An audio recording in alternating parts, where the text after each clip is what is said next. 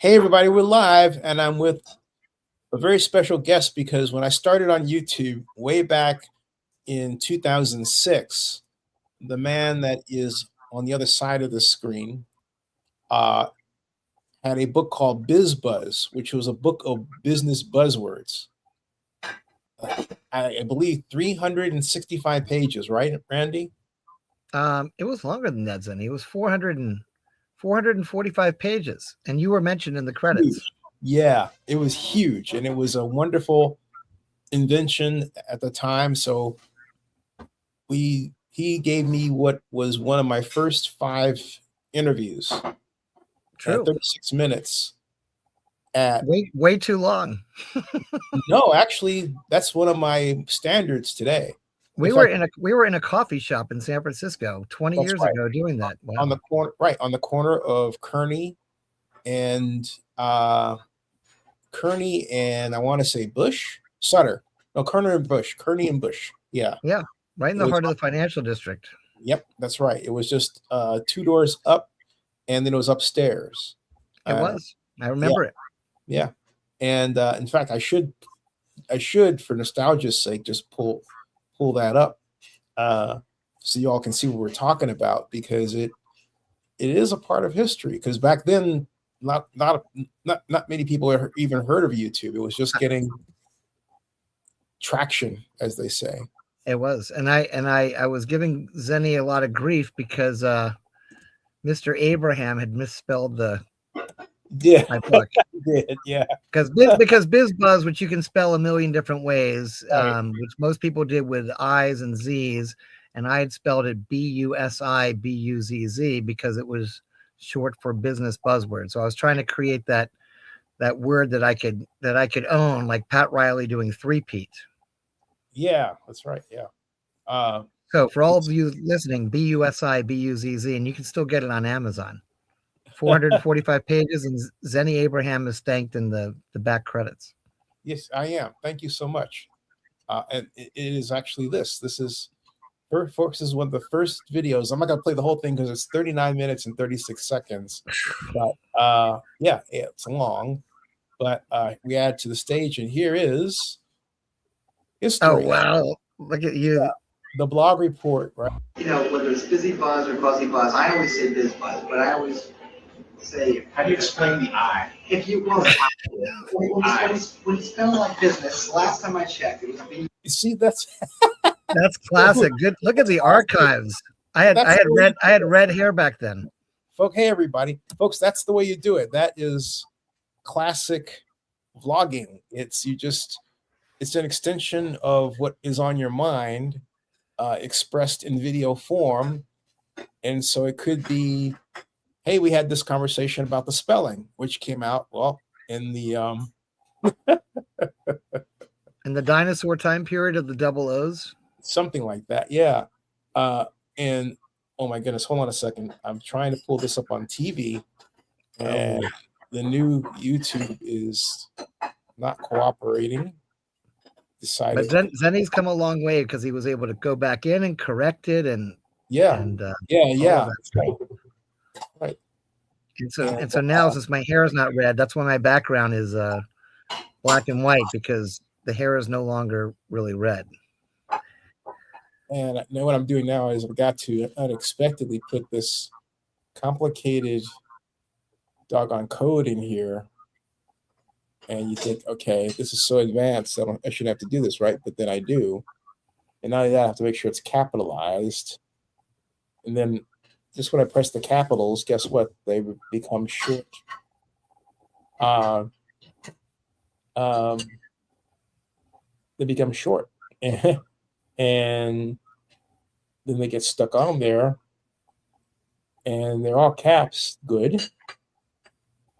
And then another dash, and then here is finally and then I hit this.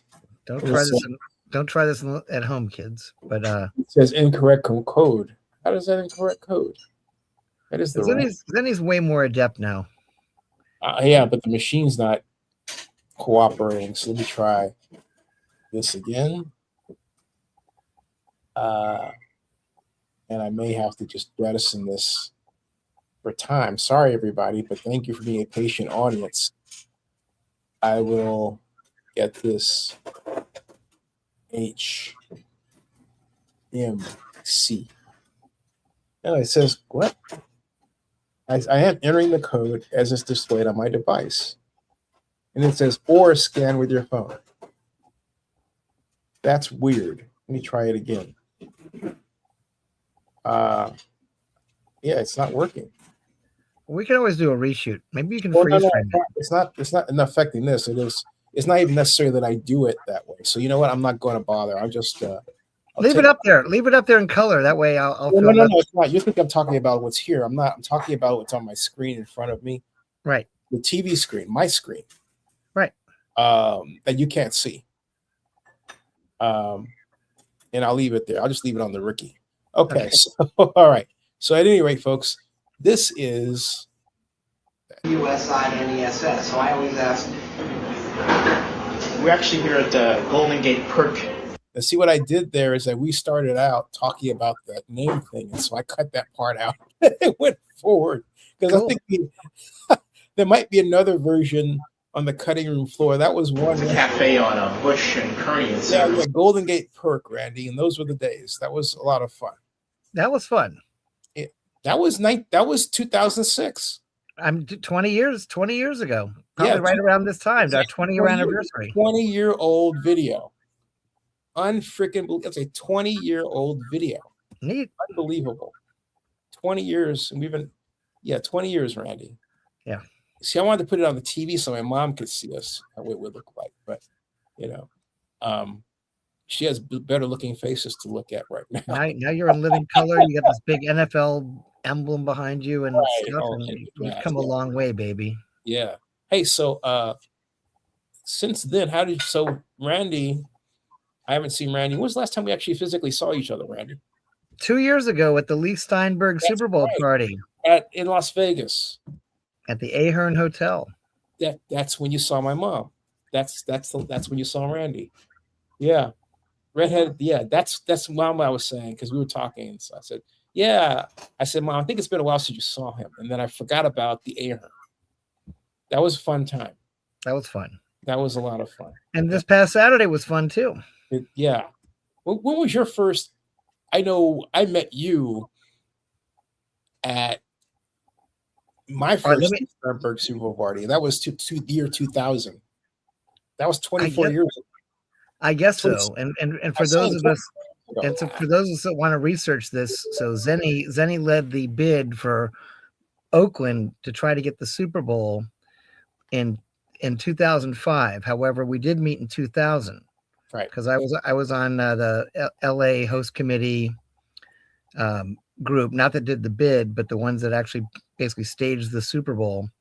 And so I said, hey, right. I could be a secret weapon to help. Right. Yeah, that's right.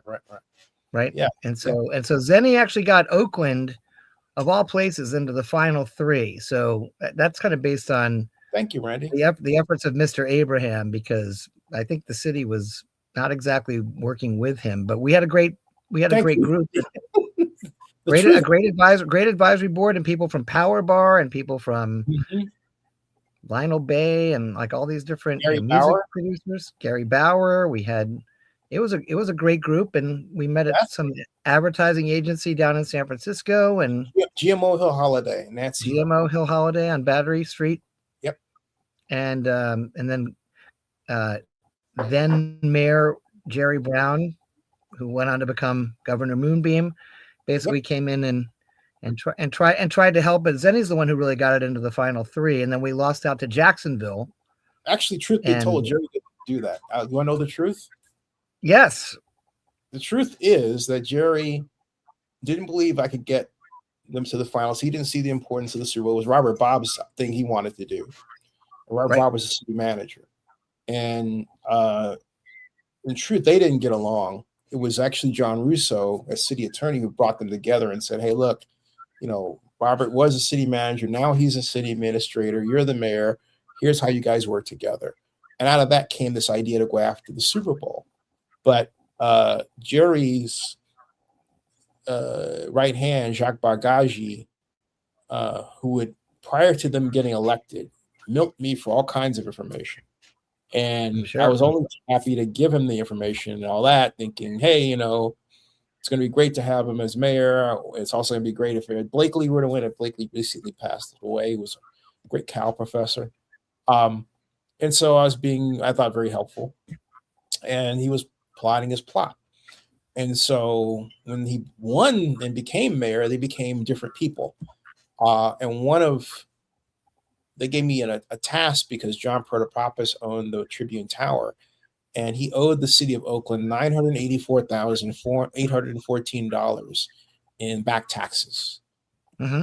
And I found a loophole in the law that allowed me to get rid of it for him. And because Jerry didn't know, he said, "Can you fix this?" Literally, that's what he asked me. Okay. And I did. And I wrote a 6-page memo. And at the bottom of the last paragraph, I wrote, "I have now greased the wheels for you." Well, I didn't think twice about that, because I did. I made it, easier and slipperier. He hated that term. So Jacques called me into his office one day. I had no idea what it was about. And which basically, in the way Oakland's laid out, is no small feat. You got to go down from the 3rd floor, downstairs, out the lobby, across the City Hall Plaza, and up the stairs and all that jazz. All for him to tell me, "What is this greasing their wheels? You're greasing their wheels. We're using the terms with greasing their wheels." And I looked at him like, very stoically. And I explained what I was going to do. And he said, what I was doing, he goes, "No, that was Jacques." Well, and when you look at terminology that they use compared to what they use today, that was tame. Thank you. And so it wasn't like, "Hey, Zinni, thanks a lot." Now, John did thank me. Basically, I saved him $1 million. Okay. I saved them $1 million. All right. And instead of Jerry and Jacques saying thank you, Jerry then says, well, he's a dilettante, meaning a dilettante means you're basically not really good at things, but you kind of know stuff here and there, which I think basically is a great asset. But then it later occurred to me, Jerry's the same way. So it's kind of like the pot calling the kettle black. But that was, I was determined to get this thing done in spite of all the roadblocks that are in front of me. I figured out ways around them without losing my mind. And so, he was one of them. He tried to, because the NFL in the form of Jim Steig and company told me that Jerry had someone calling him, Jerry had someone calling the NFL, asking the same questions that the NFL knew I had already given Jerry and his staff the answers to, right? And they called me and said, "Zinni, this is what's going on," which is why I love the people working at to this day, because they were actually watching my back against the people who were supposed to be watching my back, which is my own city of Oakland, right? Right. And so if it wasn't that, then it was Sally Roach of the Coliseum, who didn't want me to work on it and then lied and said that Steve McFadden, who was the Coliseum architect, had stolen the drawings. And everybody believed it except me, because I said to Robert Bob, I said, "Robert, if we have a fire at the Coliseum, are you going to tell the fire marshal we don't have the drawings?" Okay. I said, "So we have the drawings are there. Otherwise, you would have to fire SMG, because they would be the ones that actually didn't have them. So think about it." He goes, "Yeah, you're making sense." I said, "I know I'm making sense. And I tell you what, Robert, I'm going to find those drawings." And so it took me the better part of that week, but I got a hold of a guy named O'Neill Hablu, who was one of the designers for what's called Mountain Davis section of this Coliseum. And he goes, "I'll help you out, Zinni." Then he called me back the next day and said, "Zinni, I've got your drawings." Okay.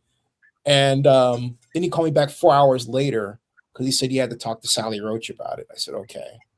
And then he says, "Sally says you can't use them." Of course. Now, this is the same person. Think about it. The same person who said that the architect took them, right? Same person, right? Then she says, "Oh, well, you can't use them."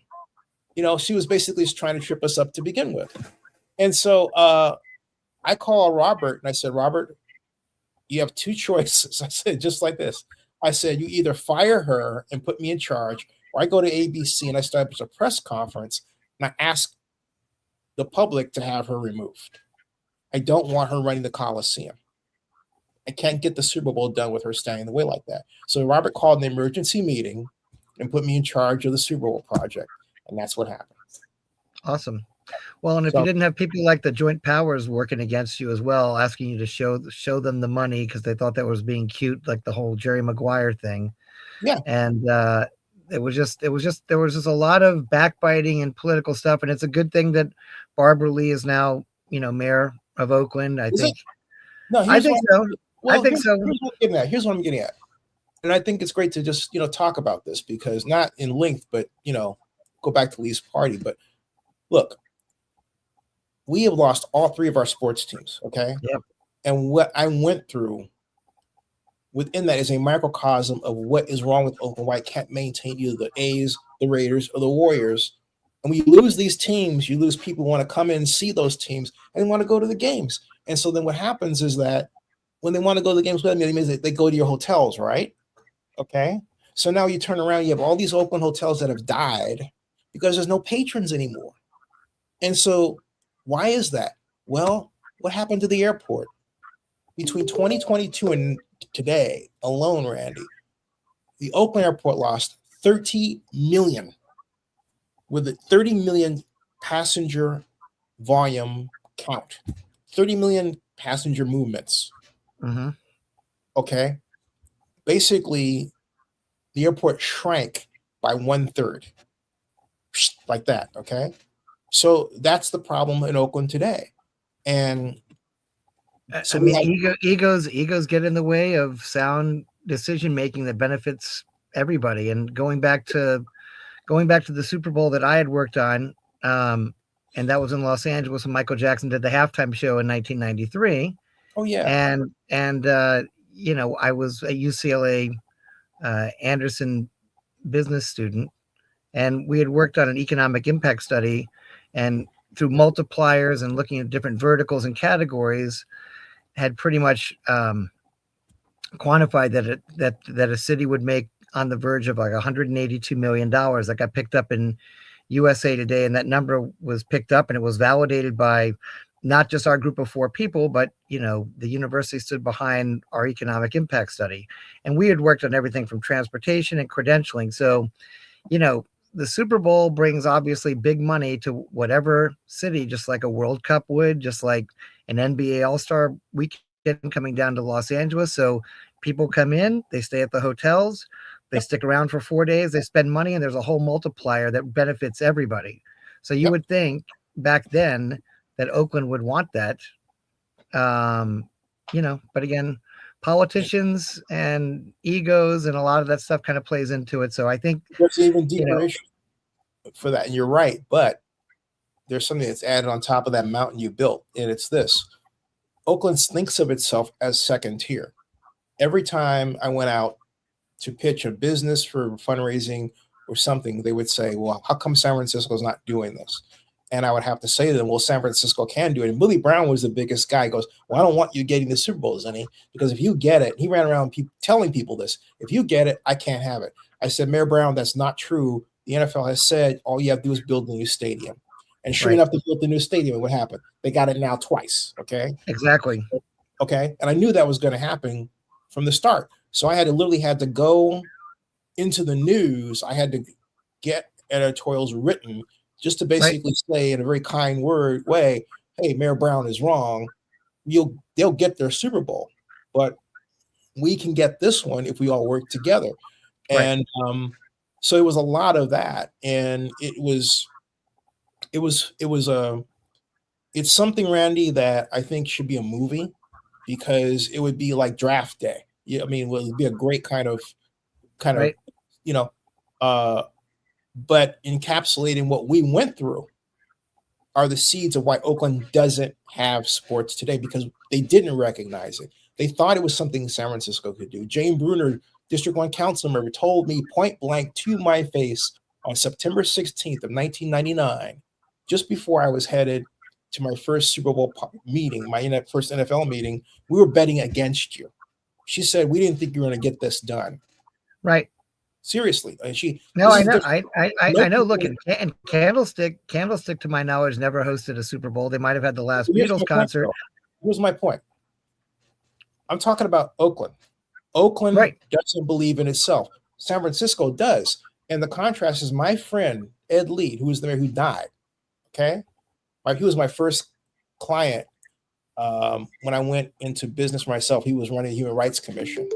And I was commissioned to do a study for him called appropriately on Black History Month, African Americans in San Francisco from 1960 to 1990. Still on sites, still around the internet webs, folks. You can download a copy. Anyway, Ed specifically felt that, and so did Mark Benioff, felt that Oakland shouldn't have all those sports teams. So what did they do? They conspired in our face to take the Warriors from us. And they did it, and Oakland didn't bat an eyelash. All right, we let them have it. We didn't sue them. We didn't say anything counter the Warriors. You had then Oakland Mayor Gene Kwan sitting there at the Alice B. Toklas Democratic Club breakfast, which they would have over at Pride Week, because it doesn't matter if you're gay or straight. You can't do business in San Francisco without doing business with somebody who's that way, and that's their business. But the bottom line is every freaking powerful person in the entire state's in that room on that day at once. You can get all kinds of work done there. So here's Gene sitting there. Okay, Rob Rao, who is president of the Warriors, sitting right over there. I'm sitting with him, and I said to him, Rob, you're going to get San Francisco's going to get it over our dead body. And he was laughing, right? Which is what he's supposed to do. He's the president of the Warriors. So I said, let me get Gene for you. So I went over there to Gene. I said, Mr. Mayor, the president of the Warriors is right here. We're sitting. Why don't you come over and talk to him? Oh, I didn't know that the Warriors are so important to so many people. That's what she said. Right. Okay. This is why Oakland loses. All right. And I want to hit home because it keeps happening. No one does anything about it. And everybody thinks, and Barbara is not interested in this sort of thing. She had Roger Goodell right there in her, gaze, and could have said, hey, you know what? We want an expansion team. Nope. Didn't say that at all. All right. So my point is the story goes on because people don't get this amazing fact that in urban economic, rules, Oakland should be the number one economy because we're the bigger city and we're centrally located. But it's San Francisco. I mean, it's absolutely nuts, but it is that way. And part of it is this idea that has been inculcated in people in Oakland, and the people who died off who agree with me have done this, that they're gone, like the Cornell mayors, Kaiser and Chip Brown, who published the Montclarian. They all believe that Oakland should be over San Francisco economically. I came from that school. I came from the school that Oakland should be number one and San Francisco should be behind us. Okay. And we were willing to do something about it. The current group doesn't care. They're happy for the little crumb that they get, and they don't want to do anything else. And that's why we're in the shape that we're in. That's why we don't have the investment that we have. See?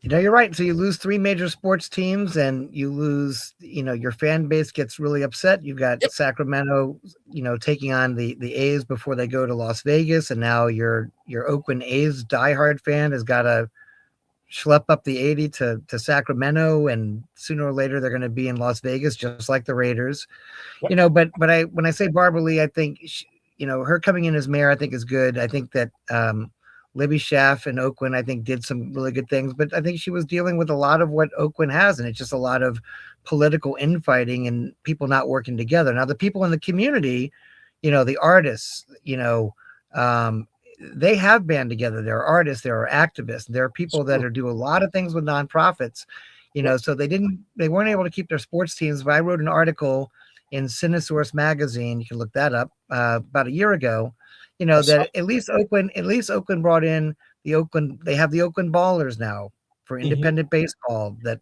won their Pacific Coast League championship.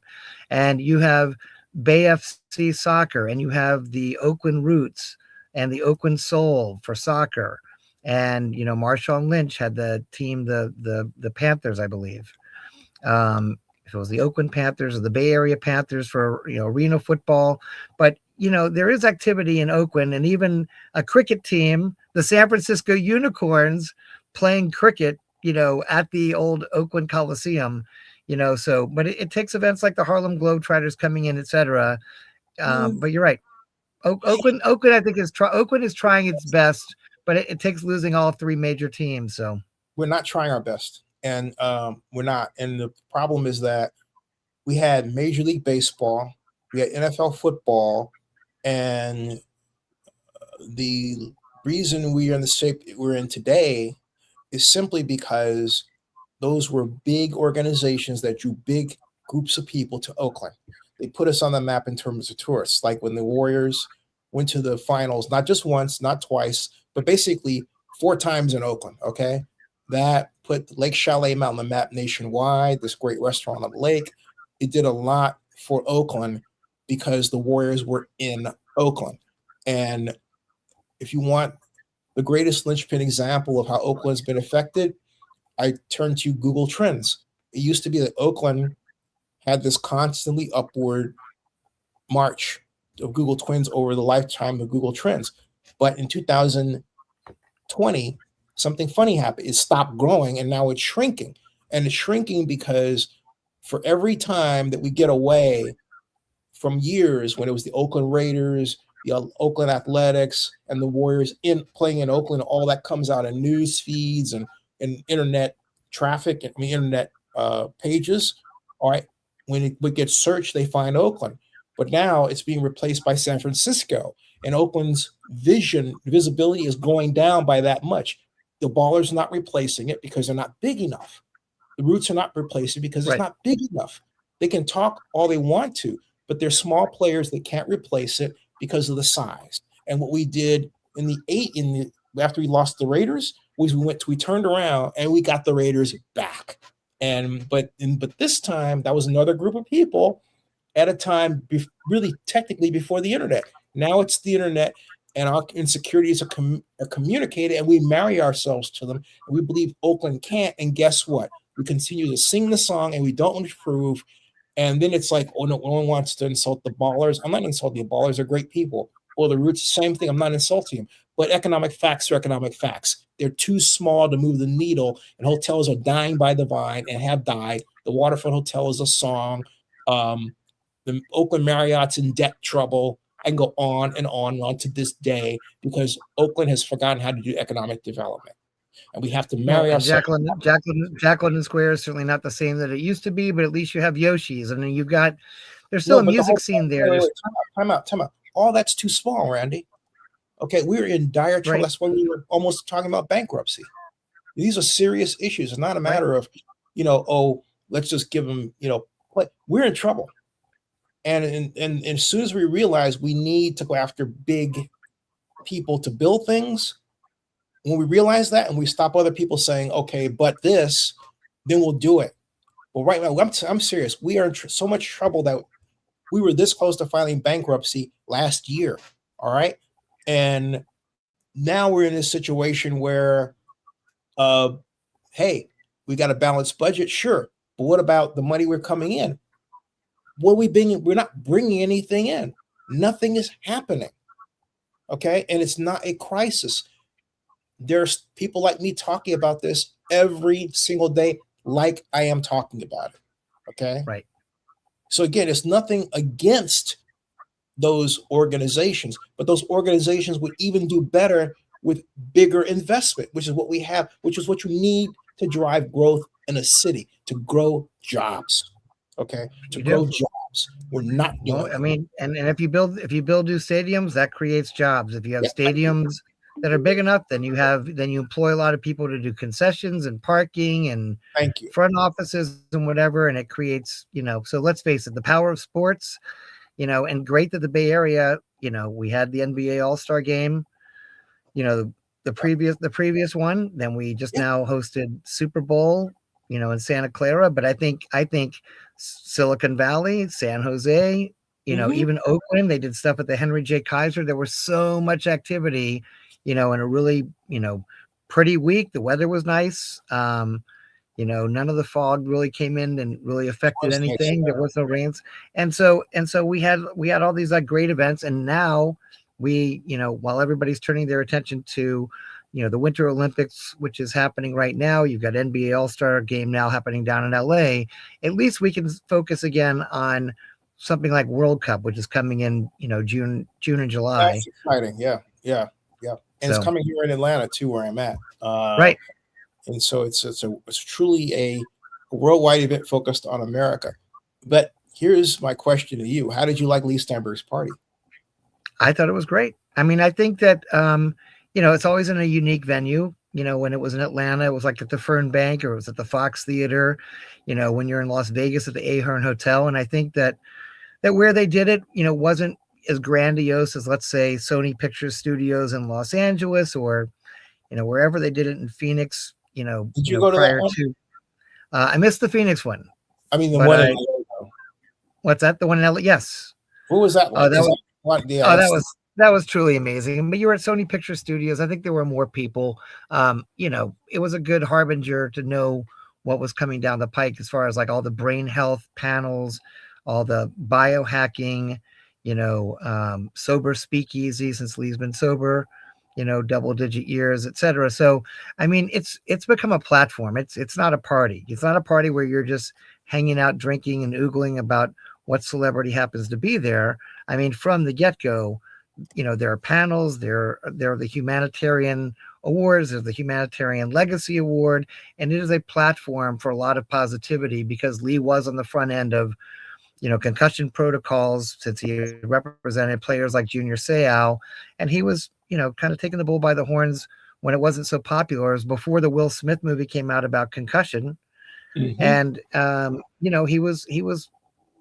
he was pretty much pushing helmet redesign and things like that, because he does care about, bigger issues. I mean, it's great that he still represents some players, but I mean, with his book coming out, The Comeback, and that's his third book, really it's more about the platform and all of his philanthropic initiatives that he gets involved with. That party benefited Scouting America. Leigh was a Boy Scout, way back in the day. So, I mean, I think that he's always looking ahead at his legacy and how he can make the world a better place. And that sounds like it's a pitch, but I mean, it's a party with a purpose. It's very meaningful. Being there for 6 hours, it's great the people that you connect with. It's great who we introduce people to. But I mean, there was stuff going on that had nothing to do with football. It had nothing to do with just the athlete. It was great that people like Warren Moon and Steve Young and Ray Lewis were there, and some of the alumni. I saw Arif Khatib, who runs the Multi-Ethnic Sports Hall of Fame, which used to be the Afro-American Sports Hall of Fame. He was there. Just so many positive people. It's the Bay Area. It's a lot of positivity, and that's just kind of what was there. And I think that next year, when the Super Bowl will be on Valentine's Day in 2027, and Leigh's party will be the day before on the 13th. I think that's going to be amazing, when it's down in LA again. And I'm not sure if it's going to be at Sony Picture Studios, who knows, but I know that the people from Zoe Productions always target a great place to do it, to accommodate the most amount of people, having a good time and exposing them to all these great initiatives that Leigh's involved with. Speaking of Arif Khatib, here he is. I see it. Argent materials, both two great openers. Oh, I'm going to have to change change the audio. Otherwise, let me check out echo cancellation. Otherwise, you won't be able to hear the speaker. Okay, now let's try it. Arif, we start with you. First of all, what do you think about the Super Bowl this year? It's going to be played, and the winner, I can care less. Yeah. I just want to see a good football game, and hopefully no injuries. There you go. And no problem. No question. Time out, folks. Randy, how old does he look to you? Zenny, I know how old he is. Yeah. And he looks phenomenal. Doesn't he? Yeah, he looks like he's 60 years old. Right. For a guy who's 100 years old, He's about 90. He's 90. I know he is. He's 90. He's 90. Here's a guy He's 90. Who grew up in Richmond over the East Bay. Yeah.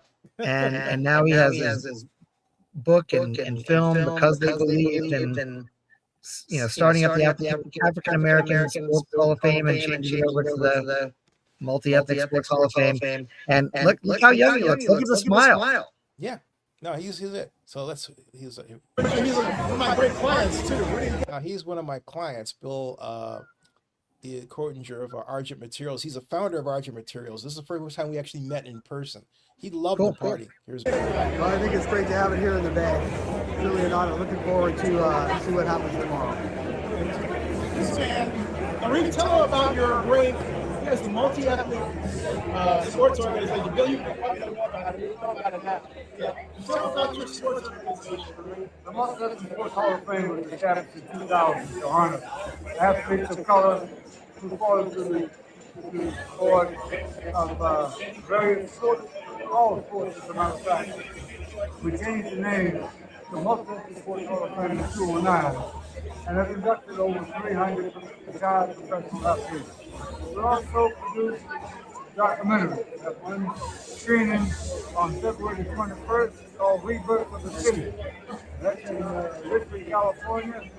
At 2 o'clock in the afternoon, information can be had at Multi-Ethnic Sports with HOF.com. Now, Reef, you probably don't know that this man leads the leading clean tech company in Oakland and the East Bay in Argent Materials. Tell them about Argent Materials. We are about a dozen-year-old concrete and asphalt recycler in East Oakland. Proud to be an East Oakland, deep East Oakland resident. We are green tech. We're calling it the Green Industrial Revolution, and we're proud to lead the way in Oakland. Love the city, love the people, and really happy to talk about what we do. Legendary Oaklanders, folks. Subscribe to Zenny62 on YouTube and bookmark NFL News by Zenny62.com.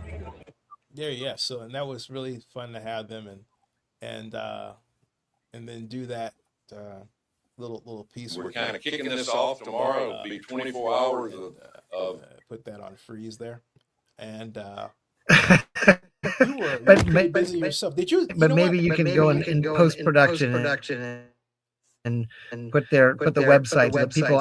He mentioned February 21st. Well, let me adjust your audio here. Okay, try that, Randy. Go ahead. Randy? Well, no, I said he mentioned the event that's coming up February 21st. And I was getting some feedback on that, but do you know where that screening is happening for his new film? I'll find out. And I think I'll just do a new video about somewhere in Richmond, California. I'll find out in post. Yeah, that was as things always be promoting. Oh, well, hey, the video itself, right? I just turned on the camera, let her rip. So it's but yeah, if people look up Multi-Ethnic Sports Hall of Fame, or they look up Arif, ARIF, Khatib, KHATIB. I mean, filmmaker, author, has worked with a lot of NFL alumni, been involved with so many different auctions, and inducting, like you said, over 300 people in the Multi-Ethnic Sports Hall of Fame since 2000. So I mean, those are the kind of people that are part of Leigh's universe, that are in his spheres of influence. So it didn't really matter, it was great, the celebrities that were there, the coaches that were there, the team owners, the GMs, that's all lovely. But I would tell people, I'm like, whoever you're standing in line with to get a drink, or you're waiting for the elevator to open, just introduce yourself, because if you were at that party, you rated somehow, you're somebody, and everybody there has a story to tell.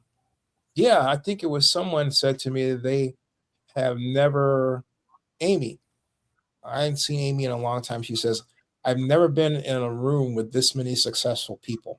And I never thought of it that way. I just and I had people telling me they walk away from the party being fully inspired. I had people that I had encouraged to get a ticket to the event that walked away just saying, I don't think I've ever been that inspired coming out of a party, just based on what they heard and what was the information that was conveyed, whether it was from Leigh or Rob Bonta, the lieutenant governor, or all the people that were speaking. There? Oh yeah, he was there early on. Okay, I missed him. I was there early on, but I missed him. I don't know how I did that. Wow. Did he come in with Gavin? Because I told Gavin about I'll send you the picture. I was able. Well, I didn't see if Gavin Newsom was there, but Rob was definitely there. And as he was kind of cutting out the door, so he one thing he had talked about was, he's a huge soccer fan, and his kids, played soccer. So I caught him on the way out the door, just telling him about what we're working on for leading up to the World Cup, in June or July. I'm working with a nonprofit organization called America Scores Bay Area, and we are having a 1994 U.S. team reunion. So that's coming up May the 8th in San Jose at the Signia Hilton Hotel. We're going to have 75, tables of 10 people. But here's the great thing. We've got commitments from 18 of the 22 players, including Alexi Lalas. We've got everybody from the coach, Bora Milutinovic, coming in from Qatar, to Steve Sampson, who was an assistant coach on that team, who went on to go coach Cal Poly after he was coaching the U.S. team. And Steve Sampson's going to be there. Alan Rothenberg, who brought 1994 World Cup to the United States, and he has a new book coming out in addition to Lee's book coming out, and he's going to be there. And so is Andres Cantor, the Argentinian famous goal caller. So he's going to be there as well. So that's going to be an amazing night. And a lot of people don't know that Leigh Steinberg represented the U.S. World Cup team in 1994, which is how I got to know him. I was the lucky one that got hired to work, with him at the time for the, 1 year leading up to World Cup 1994. So it's going to be amazing to have this reunion. You should come back out and do some red carpet or green carpet or however we're going to do it. I'm going to have to have some of my vloggers guys and gals do it. It's going to be amazing. Listen, Damon Bruce, big sportscaster, podcaster in San Francisco, Larry Kruger, I think a lot, and they were at the party as well. So, I mean, like I say, always kind of forward promoting, but, I need to get Leigh involved. And that's kind of the next step. It's like get through Super Bowl weekend and then get him involved with this, because he did represent the team. I mean, he kind of saw what was coming on the horizon with Major League Soccer and the launch in 1995 after World Cup 94. And, and he helped them with their cause. He helped negotiate their bonuses, if they got out of the first round. Oh, you got Damon. That's excellent. There's Damon Bruce. Yeah. I'll play you it was very impromptu. And as we met, my camera was already running. Yep.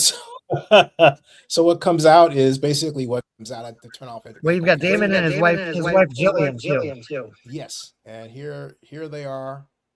Yes. Yeah, that's me. Yeah, and I finally get to meet you. This is my wife, Jillian. Hey, Jillian, I'm Zinni. Nice to meet you. Yeah, Nice to meet you. Yeah, cool. Wait, Zinni.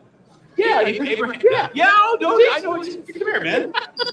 I've never actually met this dude in freaking person. Can you believe that? We're talking decades, right? It's been a long time, but we've Fucking absolutely. decades. I I mean, mean, we talked more about Howard Terminal. Yeah. And what the A's didn't do right, Right. than a lot of people. Yeah. Good to see you. Great to see you too. Legend. No, we're definitely doing a lot of heavy lifting on the word legend here. Because we're both up there. He looks great though. He looks better than I do. Well, if you want better looking, you'll give him my Oh, she's better half. gorgeous. There you go. There you go. Yeah. Out kicking my coverage. Seattle loud. Seattle loud. I agree. Seattle by 10. Yeah. A lot of Seattle. It's going to be embarrassing to watch them celebrate on the Niners field. Again. That's what's happening. Yeah. And he was right. So there, I got him, man. And Man, there's as more. a harbinger, he called double digit. Yeah, he right. He did. He was at. What happened to him, by the way? Damon Bruce? Yeah, he's not on anymore. I mean, what happened? Well, no, he's got a podcast. His podcast has 68,000 subscribers.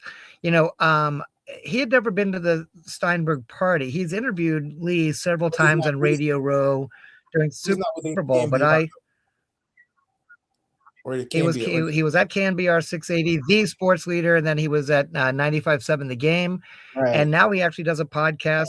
With various guests who are Cumulus has jettisoned so many people. I mean, that were there, from Tom Tom Tolbert to whoever. Yeah, I'm looking And right I love KNBR, but you know, I will say, and Larry Kruger still does Niners Nightly, but I mean, Larry Kruger does, you know, some podcasting along with Damon. They both have over 50,000 subscribers on their podcast, and they're very relevant in San Francisco. And you know, he had never been to the actual party, and I kind of had to do some lobbying to say I'm not trying to get him there as media. You know, every now and again, some of these people who have actually covered Lee over the years should be able to, like, you know, be able to smell the roses and, you know, bring their significant other, you know, just to the party, just to kind of kibitz with everybody who's in the crowd. But those are the kind of people that were at this party. And there's no telling what his party is going to be like, you know, for his 40th annual in Los Angeles on February 13th. I can't wait. Well, I don't. Yeah, I love. The only thing I don't like though is, I'll just say it, is they didn't let me on the cover of the red carpet, and they did that in Vegas, and I don't understand why. And I'm not there. They say, "Oh, the bar is open." I'm not drinking. I'm not. I stopped drinking in 2010. You know, I don't care about that. I care about interviewing people. We'll rectify that for Los Angeles. You know we will. You cover NFL drafts. You know, you've put in the yeoman's work. You've done pretty much everything. You've got outlets, etc. So we'll have to make sure that you're doing it on the red carpet. I don't have control over that kind of thing, but I'll lobby for you. Thank you, because I looked at, someone put up a photograph of Lee stepping out on the red carpet, and Randy, there was nobody there, and I thought, why would you show him that way, right? Lee stepping out on the red carpet has no press, no photographers, no celebrities. It is literally just a red carpet.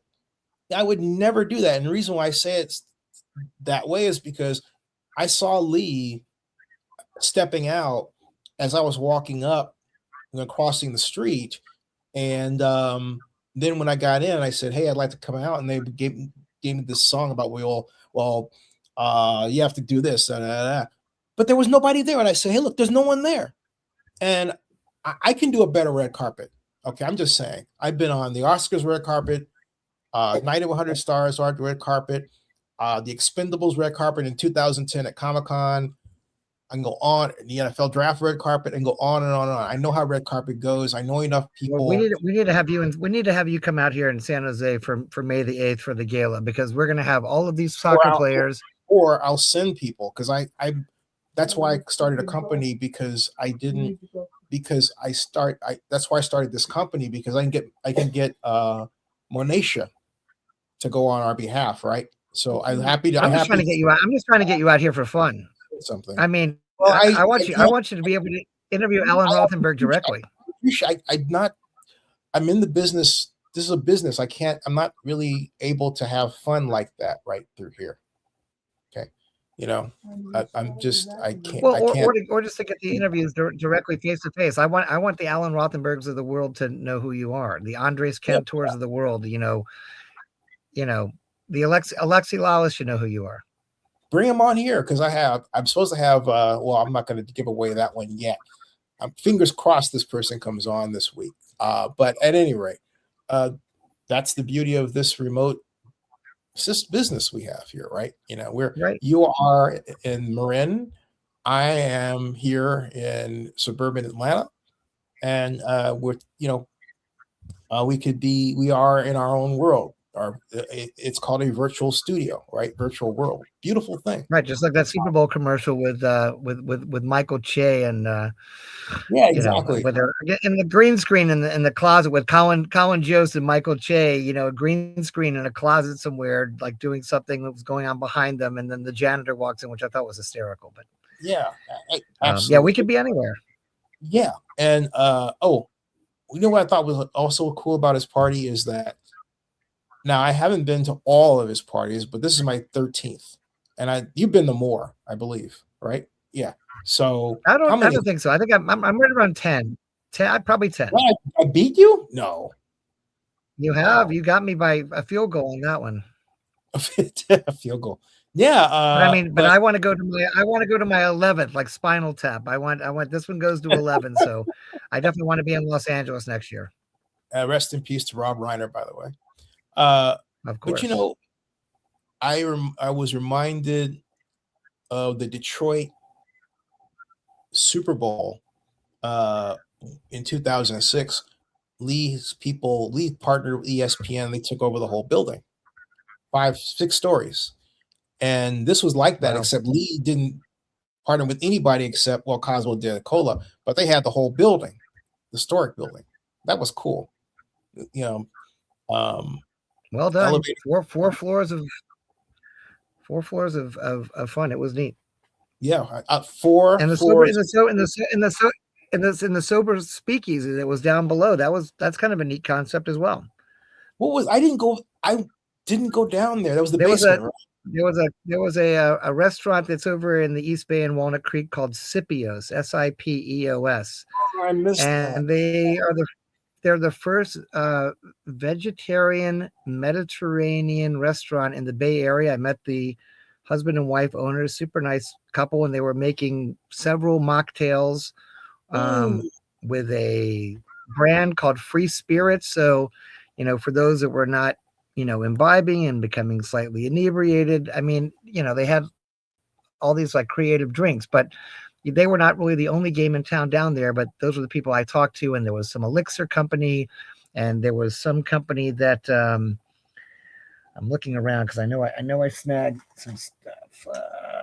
There was some company that was doing like flavored air. I don't know what this is. These were not whippets. This is nothing that was psychoactive, but there were just other companies that were down there that doing unique things. It's like, hey, you don't need to, drink alcohol and smoke-free environment as well. Well, by the way, I also have someone that you may recognize who is there, and that is, Mel Owens, the Golden Bachelor. Oh, wow. This is not the first time I met him.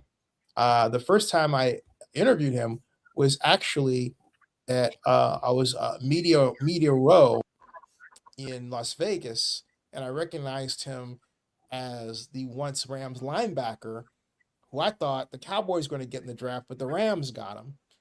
He played outside linebacker, Mel Owens did. And so that we started talking strictly on that basis. And then he goes and becomes the Golden Bachelor. So I like to think I've discovered him first. But anyway, here's Amen. Mel. Amen. Where, at Hastings? Yeah, right down the street. Yeah, there you go. Yeah. Okay. I love it. Yeah. I love that. It changed a lot. You know what? There's so much. I live in North Bay. Yeah. I just think it's going. How are you? Okay. Mel, hey, I gotta ask you, man. I talked to you before you became the Golden Bachelor. You're a Christian. Hey, you know what? Friends like these, okay? They do it, man. But seriously, how did it happen, man? That's so freaking cool. That's great. Magical. Yeah. Was it like agent? No, it wasn't agent. It was fortuitous. A friend of mine recommended me. They called, I called. We went on from there. And it was critical mass. Right. When did you first realize, I'm the Golden Bachelor? When Jesse Palmer came to my house, knocked on my door, and said, "Congratulations, you're the new Bachelor." Kind of like the Hall of Fame, right? Sort of like the Hall of Fame. Right, that's what I love. So what's the future for the Golden Bachelor? What's the next steps? Well, I'm with my girl, right, Peg. And, thank you. And we've been traveling around different cities, enjoying ourselves. And just, get to know each other. She's from Vegas, I'm from Southern California. So there's a lot to do, a lot to know. I'm sharing my world, she's sharing her world. And it's been great so far. You also, I think, put up a mentor with all your masters, right? I guess I could, but I haven't been in touch with Bachelor, but maybe I'm here. Hey, get involved in that way. Yeah, I'm gonna stop it there. I want people to watch the rest of it. It's a fun short, quasi short interview. I would say it's appropriate for in terms of length, is appropriate for the time. But yeah, and Mel's a great guy. I mean, look, Zenny, you and I both know we were both down in Miami for 2007 Super Bowl when the Colts and the Bears played in that famous rain game. Yep. And I remember the coach Probst, the guy who who was coaching that I think it was an HBO show called Two A Days about that high school football team in Alabama, Hoover High, and that guy was there. Like, all these people who were like really big at that particular moment, they're there. And but we've seen everybody from Cedric the Entertainer and Kevin Costner, and we've seen like Tommy Davidson, and back in the days when Derek Thomas was around, there were just so many people, a lot of people gravitating to the athletes. But I mean, Tom Cruise walked through the party in Los Angeles 3 years ago. Cuba Gooding Jr. has been there because of the whole Jerry Maguire connection. Cameron Crowe. I mean, it's a who's who. And but everybody's so approachable. No one has name tags. You've got the laminates for the Leigh Steinberg Super Bowl party, and it's and they're accessible. They'll let you do selfies. It's not a standoffish thing. If you're at the Leigh Steinberg Super Bowl party, then it's all good, and it's like a family reunion. You've been to 13 of them. I've been to 10 of them. Our friend Beth Schnitzer has probably been to like 17 to 20 of them. With her brothers. And I know that you interviewed her, and along with people like, Vern Glenn, on sports TV in San Francisco, and, Cron 4, et cetera. But I mean, it's amazing who all's there and who you get to talk to and meet. And that 6 hours goes by super quickly, and they program it very well, again, with their awards and their panels and their insights. And they have all those companies that are like these futuristic, companies, showing all kinds of tech. Who do you have there? This lady is Caroline Hennessy. She plays Diane Miller, her attorney, on General Hospital. And my mom and I are big fans of General Hospital, so she happened to be at the Leigh Steinberg Super Bowl party in Las Vegas. This is one of my favorite lawyers in the whole wide world. Me too. You do an outstanding job. Thank you. Thank you so much. Thank you very much. What is going on next with General Hospital, and what's going? Is Spencer coming back? What can I tell you? We don't know if Spencer is coming back. Oh, no, look here. I always forget. We don't know if Spencer is coming back. We don't know. I'll tell you what's going on with me, and that is, I am. Things are heating up between Diane Miller and Robert Scorpio. Yes. And Lovely couple. Yes, and how great is it for me as an actress to be with a veteran and a handsome one. And by the way, Robert, the guy who plays Robert Scorpio died of cancer. Sad thing. But that was a fun interview. And not only that, I took her over to meet Mom, and Mom got a big kick out of it. So that was a personal joy for me to meet her out of the blue. Just walking, she was just literally, Randy, walking through the crowd. I was sort of grousing because I wasn't on the red carpet, because that's where you catch the celebrities, right? And I decided, I'm gonna be like a big mouth. I'm gonna grab every celebrity. I'm gonna bring them over to the couch. I'm gonna interview them, doggone it. And she just happened to be in my orbit and graciously granted me an interview right then and there, standing, which I really appreciated. And just then came over to meet Mom. So yeah, that's awesome. Yeah. Well, and obviously you had Susie Chapstick, like Susie Chapstick, the it girl from the 80s. Like, she was Lindsey Vonn before there was Lindsey Vonn. Yep, and it's still uploading. That video is still uploading. In fact, where is it at? That video is still uploading. But she's, she has a nonprofit, Native American Climate Action Network, I believe, and does a lot of work with Native Americans and getting them to the slopes, and they care about, climate change, and she's going to be really involved with the LA 28 Olympics, from what I understand. So she made her way up from Mexico to be at the event. Still uploading. It says it has 13 Watch hours. watch Zenny's interview with Susie Chapstick, because 13 hours from now, folks. That's what I don't know why she's a force majeure. She is a dynamic individual, just like your host. Absolutely. Hey, so it's been an hour, and we should do this again, Randy, and come back and make and we should put it up 60 minutes. Perfect. Thank you. That's double the amount of time that I got, in 2006. So thank you for the extra credit time. No problem. Well, you can stick around for one of the ones that I've done that are like the longest video live stream I've done of late was at the Fall NFL Owners Meeting in Atlanta, over 7 hours straight, nonstop. It is the longest live stream ever Wow. made at NFL Owners Meeting. 7 hours straight. Yeah. Hey, so Randy, let's talk off camera. It is bewitching time. So, folks, subscribe to Zenny62 on YouTube. We have 51,000 subscribers, but we're building our membership base. And I'm going to roll out a kick butt membership option very soon. We already have the option, but I just want more oomph to it, like prizes and that sort of thing.